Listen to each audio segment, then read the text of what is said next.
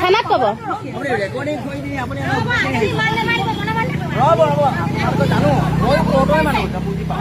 কোৰ্টৰ মানুহে দুজনী বিয়া পাতিব পাৰে হা কোৰ্টৰ মানুহে এজনী ডিভোৰ্চ নোহোৱাকে এজনী বিয়া পাতিব পাৰে কোৰ্টৰ মানুহে পাৰে হা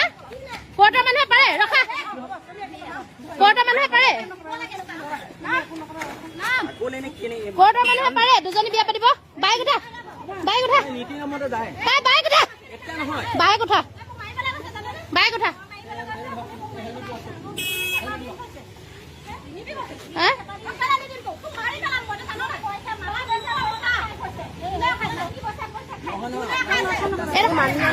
মানুহজনে এজনী বিধৱা মাইকী মানে হৈছে মানুহজনী বদমাছি নহয় এই মানুহজনীয়ে মোৰ সংসাৰখন গোটেই ধ্বংস কৰি দিছে তাই মানুহটো আনি ৰাতি ভৰাই থহি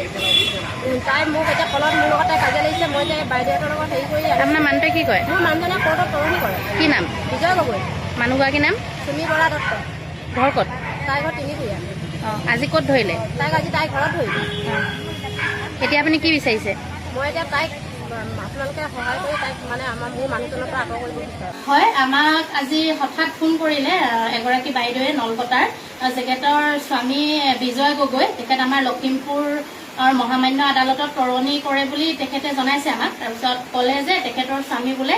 বিগত অলপ দিনৰ পৰা এগৰাকী আমাৰ আজাদ তিনিকুৰীয়া গাঁৱৰ এগৰাকী বিধৱা মহিলাৰ লগত অবৈধ সম্পৰ্ক আছে আৰু আজি তেখেতে মানে সেই কোৰ্টলৈ যাওঁ বুলি সেই মানুহগৰাকী ঘৰতে সোমাই আছেগে আৰু সেই সূত্ৰে আমি গলো তেখেতলোকক আমি ঘৰত নাপালো বাৰু কিন্তু বিজয় গগৈৰ বাইকখনৰ চাবিটো তেওঁৰ বিজয় গগৈ প্ৰথম যিগৰাকী লিগেল ৱাইফ তেখেতে ল'লে আৰু কোৰ্টলৈ নিয়া বেগটো পালে তাৰপিছত মই বিজয় গগৈৰ লগত মানে কণ্টেক্ট কৰিলো তেতিয়া তেখেতে ক'লে যে মই খেলমাটিতে আছো আপোনালোক আহক এনেকে বুলি ক'লত আমি যেতিয়া খেলমাটিলে তেখেতলোকক গলো ইতিমধ্যে আপোনালোকক জনাইছো যে যিগৰাকী বিধৱা মহিলাৰ লগত তেখেতৰ অবৈধ সম্পৰ্ক আছে বুলি কৈছে আচলতে মানুহগৰাকী সম্পূৰ্ণ সধবা নিচিনাকে আছে মানে ফুট লগুণ লৈ যে তেওঁ বিধৱা বুলি কোনেও নকয় আচলতে আমি এইটো বাতৰি নকৰিম বুলি ভাবিছিলো কিন্তু এইটো কাৰণে কৰিব লগা হ'ল যেহেতু বিজয় গগৈয়ে মানে খুব উফাইদাংসূচক মন্তব্য কৰিছে তেখেতে কৈছে যে যেতিয়া ধনী ধনী মানুহবিলাকে এইবোৰ কাম কৰে তেতিয়াহ'লে এনেকুৱা নহয় আৰু মই সৰু মানুহ কাৰণে এইবিলাক আপোনালোকে বাতৰি কৰিছে এইবিলাক মোৰ লগত মানে আদালতৰ মানুহৰ হাত আছে মই আইন প্ৰশাসন মোৰ হাতৰ মুঠিত আপোনালোকে মোক কি কৰিব এনেকুৱা ধৰণৰ মন্তব্যবিলাক কৰাৰ কাৰণে আচলতে আমি এইটো বাতৰি কৰিব লগা হ'ল এতিয়া কথাটো হ'ল কি এজন কোৰ্টৰ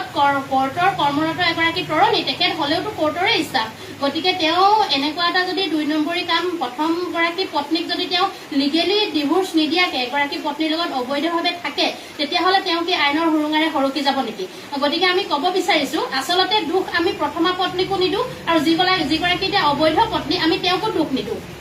এইটো কাৰণে নিদো কাৰণ দুখটো কৰিছে নিকৃষ্ট মানসিকতাৰ যি মানে তেওঁ অবৈধ প্ৰেম কৰিছে এগৰাকী বয়সস্থ মানুহ তেওঁ আপোনালোকে ভিডিঅ'টো দেখিব তেওঁ বয়স হৈছে যথেষ্ট আমি সেই মানুহজনকে দুখটো দিম কাৰণ মতা মানুহজনে প্ৰথমা পত্নীকো এৰিব বিচৰা নাই দ্বিতীয় পত্নীকো এৰিব বিচৰা নাই গতিকে তেওঁ তেনেকুৱা নিকৃষ্ট মনোবৃত্তিৰ হলে কেনেকে হ'ব যদি তেওঁ বোলে দ্বিতীয় পত্নীক তেওঁ ৰাখিব মন তেতিয়াহ'লে প্ৰথমাগৰাকীক তেওঁ লিগেলি এৰক লিগেলি তেওঁ খুৰাকি দিয়ক তেওঁ এলুমিনি দিয়ক